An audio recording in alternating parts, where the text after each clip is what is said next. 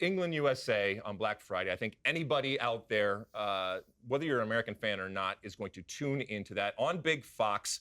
They have met twice in the World Cup already, U.S. winning 1-0 in 1950 famously, and then 1-1 in that draw in 2010. Keep in mind, this is going to be the second game for both teams in the tournament. A lot on the line. What happens in that first game with the U.S.-Wales obviously is going to play a lot and define a whole lot of what happens into that U.S.-England game.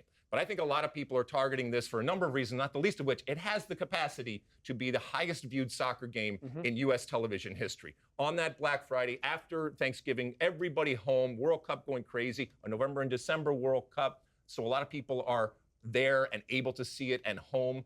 And a lot of people are looking for that upset when it comes to a U.S. perspective. I mean, certainly that's the first game I think that every single person here, the U.S. men's national team, the guys that play in England, like that's the date that you circled. Yep. And when we saw the date where it landed, the potential for the viewing audience for that, but also then what that game, I think that game is the one that decides the group.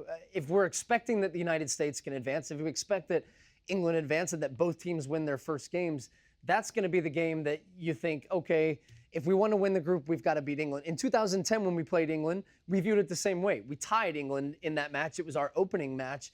And we felt that at that time was kind of a bonus point because England was expected to smash us. And England, by all accounts, if you look at the way that their press has treated their group, the disrespect out there right now for the way that, once again, they think that England is going to steamroll through this match. I think they will beat Iran in the first match, England.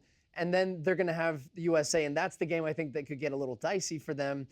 And I'm excited for that one. I think that's going to be the one where all eyes and really that kind of momentum moment where we're going to get a sense, the U.S. can get out of the group, but B, can they actually do something when it gets to the knockout stages? If you perform against England, that's going to show the world that you can.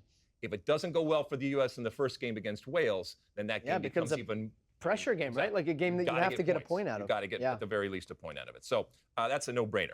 All right, we talked about our friends up to the Great White North. How about our friends down south with Mexico? Argentina, Mexico, we have seen this matchup play out over the years, whether it's at the World Cup level or the youth level. 1930, there was Argentina, Mexico in a World Cup, 2006 and 2010. 2006 and 2010 were also in those round of 16s. So this effort of Mexico to get to that quinto partido is ongoing, and it is just, there is a blockage there.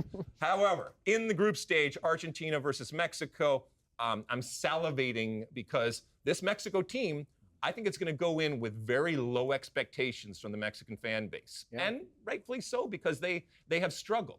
But it would not surprise me in the least if they rise to the occasion in the World Cup, and obviously a game against Argentina. And there's this strange psychological thing between these two teams in that even though they might be looked at as different sides of the spectrum in terms of how good they are, I don't think that they, between each other, see themselves as that different. And certainly from a Mexican perspective, even though everything says that Argentina should win this game.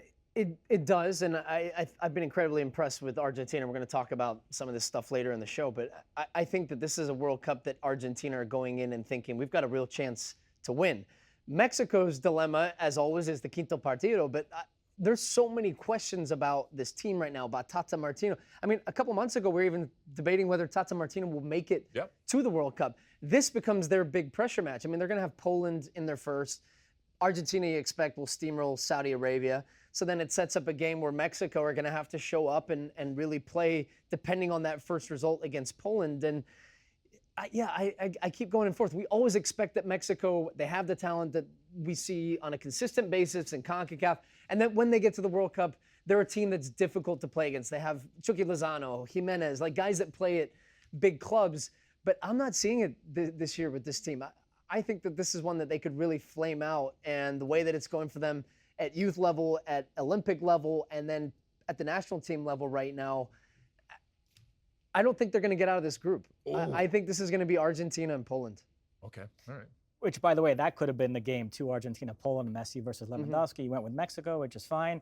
When you talk about the World Cup history between these two, that Maxi Rodriguez goal in 2006, one of the great goals in World Cup history, and you mentioned Tata Martino, there is that extra layer to it, Argentinian manager, He coached Argentina. He was the coach when they lost that Centenario final to Chile. Messi retired right afterwards. Right about now, Tata's hoping Messi had stuck to that retirement, but he didn't. Yeah. So he's going to have to face him come November.